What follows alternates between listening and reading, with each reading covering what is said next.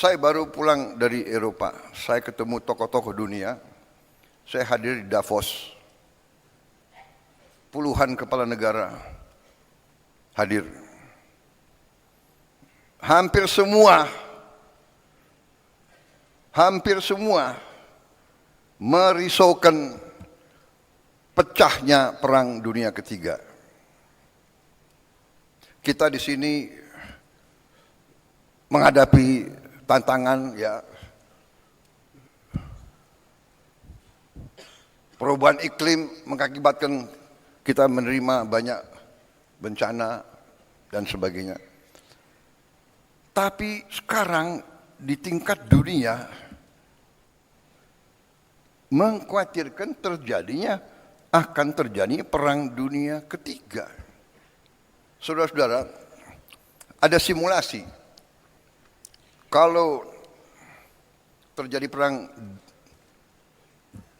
Dunia Ketiga, nuklir, kita yang tidak terlibat saja pasti kena.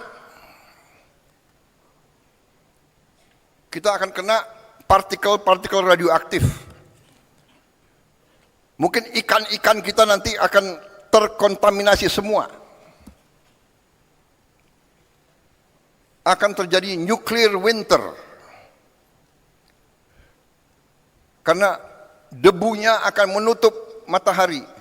Dan menutup mataharinya tidak 1 tahun, tidak 2 tahun, tidak 3 tahun. Para ahli mengatakan bisa winternya itu puluhan tahun.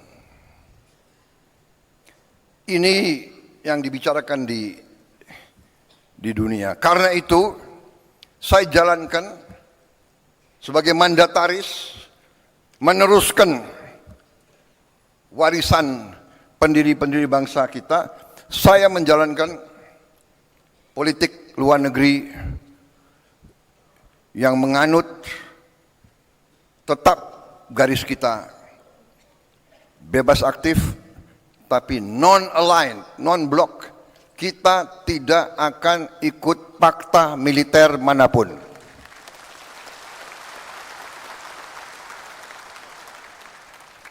Saya katakan filosofi luar negeri saya adalah 1000 kawan terlalu sedikit, 1 lawan terlalu banyak.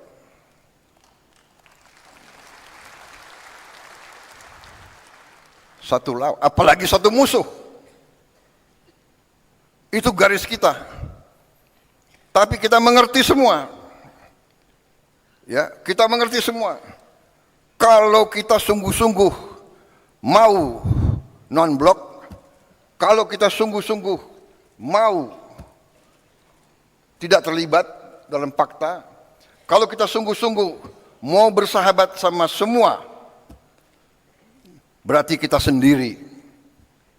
Kalau kita diancam, kalau kita diserang, tidak akan ada yang bantu kita, saudara-saudara.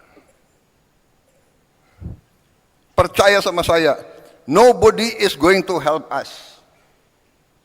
Karena itu dari awal Bung Karno mengatakan kita harus berdiri di atas kaki kita sendiri. Dan Panglima Besar kita yang pertama, Panglima Besar Sudirman mengajarkan kepada kita, kita harus percaya kepada kekuatan kita sendiri. Saudara-saudara, dengan segala hormat kepada para pakar yang pandai dan pintar, yang punya banyak gelar, saya hormati mereka. Tapi dunia ini adalah keadaan nyata, bukan keadaan ideal. Saya selalu mengingatkan, mengajarkan, yang berlaku di dunia ini sekarang adalah yang kuat akan berbuat apa yang mereka kehendaki. Yang lemah akan menderita. Itu yang kita lihat hari ini. Kita lihat di mana-mana. Jadi saudara-saudara, tugas tugas saya sebagai presiden, sebagai pemegang kepercayaan rakyat yang disumpah, saya harus menjaga bangsa ini. Saya harus menjaga rakyat ini.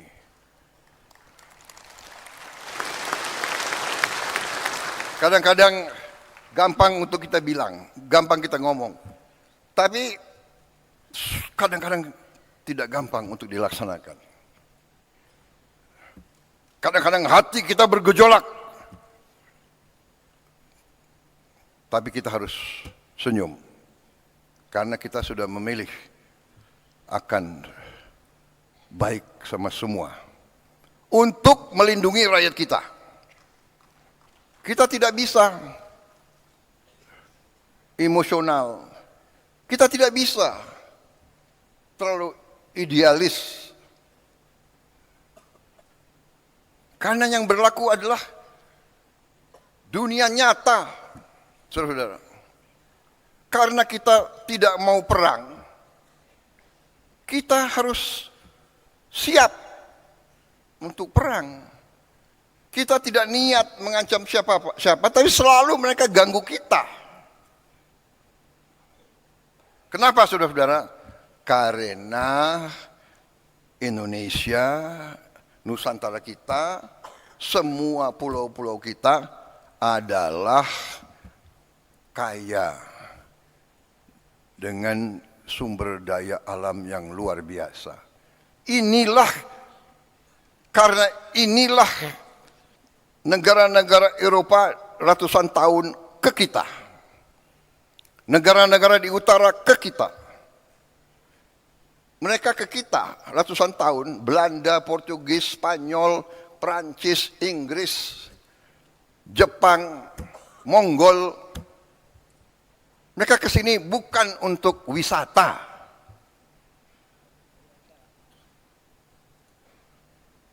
Mereka pertama datang mau dagang.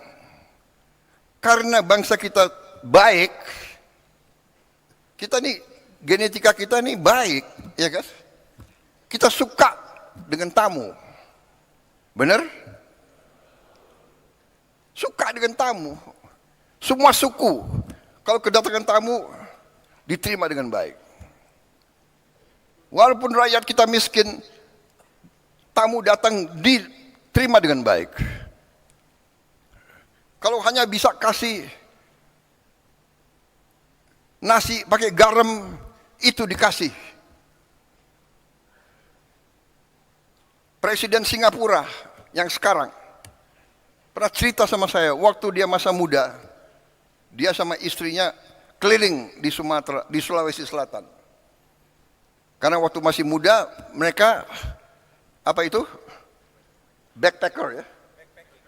Backpacking. Jadi naik bus, numpang. Satu saat di tengah sawah, hujan badai, mereka kesasar. Tahu-tahu ketemu anak kecil membawa mereka ke rumah orang tuanya. Mungkin di Sulawesi Selatan, saya tidak tahu namanya apa, dukuh, ya, hanya kelompok 4-5 rumah. Diajak ke dalam, ketemu orang tuanya, ternyata ini Presiden Singapura cerita sama saya. Dia begini, saya tidak bisa lupa rakyatmu. Kami diajak duduk, mereka sangat-sangat miskin. Kami lihat dia hanya makan nasi sama lauknya pisang.